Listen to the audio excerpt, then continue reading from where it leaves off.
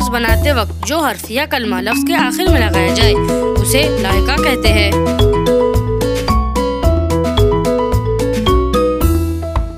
कारसाज,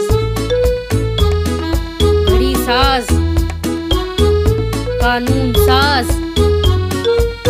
दवा साज, रंग साज, मंसूबा साज, दस्तूर साज, जाल साज, तारीख साज, अल्फाज साज, किरदार साज, जिल्द साज, चारा साज,